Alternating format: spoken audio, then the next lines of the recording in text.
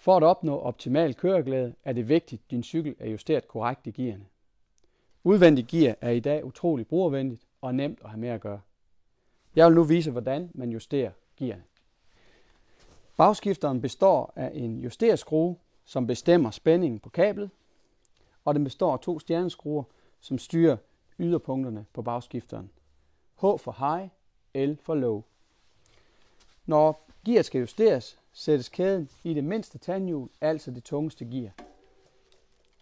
Klik nu en enkelt gang på skifteren på styret, og kæden skal nu springe op på det næstmindste tandhjul.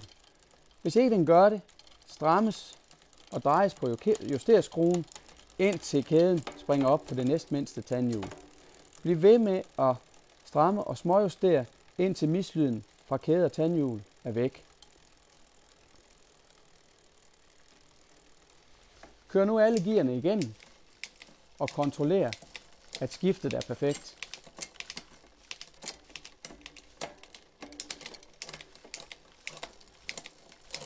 Hvis ikke kæden kan springe nedad, oppefra og ned, er det givet, at kablet er en anelse for stramt. Løsne nu justerskruen i stedet for, og du vil få et perfekt gearskift. Held og lykke med dit justering. Forskifteren består af kablet, og den består af 2 stjerneskruer, som bestemmer yderpunkterne på skifteren.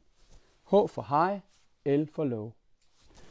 Når skifteren skal justeres, stilles kæden i det mindste tandhjul i for, og du begynder at køre langsomt rundt. Trykker på skifteren på styret. Hvis ikke kæden flytter op på det midterste tandhjul, drejes på justerskruen på skifteren, indtil kæden hopper op. Fortsæt med at justere på skifteren og på skruen, på justerskruen, indtil mislyden fra forskifteren og fra kæde tandhjul er væk.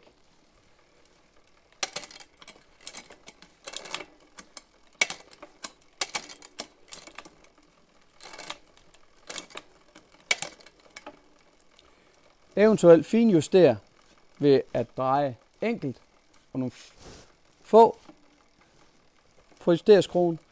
Ellers er den nu justeret korrekt.